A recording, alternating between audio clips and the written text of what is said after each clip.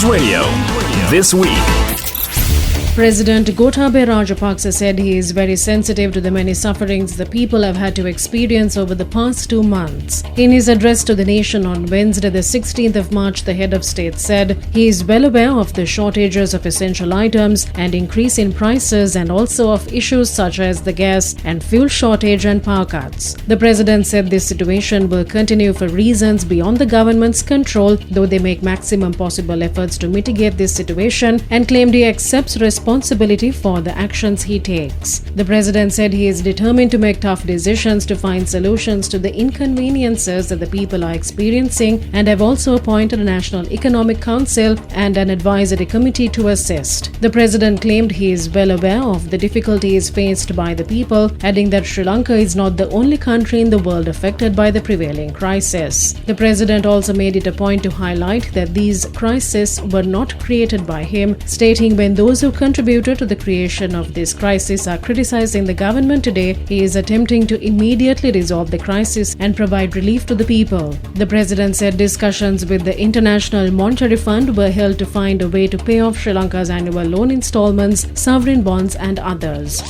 Sri Lanka signed a $1 billion credit line with India in New Delhi on Thursday, the 17th of March. The agreement was signed by the Deputy General Manager of the State Bank of India on behalf of the Government of India and the Secretary to the Ministry of Finance S.R. Atigala on behalf of Sri Lanka. The agreement was signed during Finance Minister Basil Rajapaksa's official 2-day visit to India. The $1 billion loan will be used to obtain essential items including fuel, food and medicine. Prior to the signing of the agreement, the Finance Minister held discussions with several parties, including Indian Prime Minister Narendra Modi and Indian Minister of External Affairs S. Jaishankar.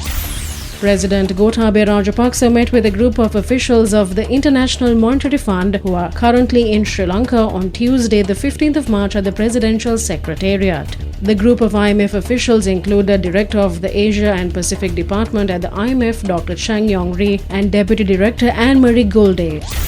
President Gotabaya Rajapaksa refuted news reports that he requested Governor of the Central Bank of Sri Lanka, Ajith Nivard Cabraal, to step down. The president's media division, issuing a statement, said Governor Cabraal enjoys the president's fullest confidence and trust and has been a tower of strength in responding to the grave economic challenges faced by the country. The president said the delegation of the International Monetary Fund did not discuss officials, and the talks at which Governor Cabraal too was present covered only monetary issues. President Rajapaksa said he has personally urged Governor Cabraal not to be discouraged by mischievous and fake stories and to continue his all-important work for the stability and growth of the country.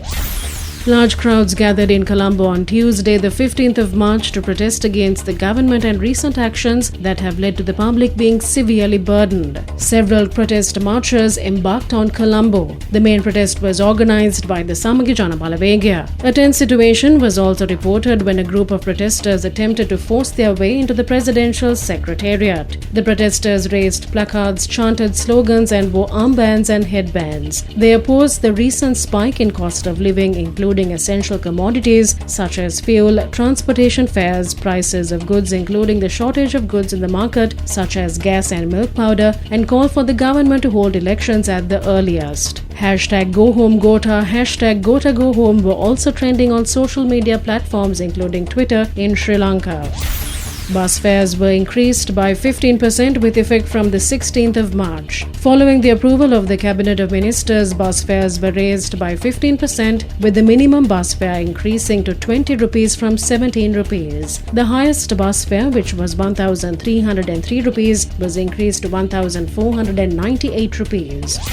Sri Lanka Test captain Dimuth Karunaratne jumped to a career-best number 5 in the batting charts of the latest ICC Test Rankings. In the batting charts, Karunaratne moved up to a career-best position after his fighting 107 in the second innings against India in Bangalore. Furthermore, Sri Lankan bowlers Lasitha Buldenia and Praveen Jayavikrama also moved up 5 positions each to the 32nd and 45th slot respectively in the bowlers' rankings. The win helped India climb a spot to number 4 in the latest ICC World Championship standings, while Sri Lanka, on the other hand, dropped 2 spots from number 3 to number 5 after the whitewash.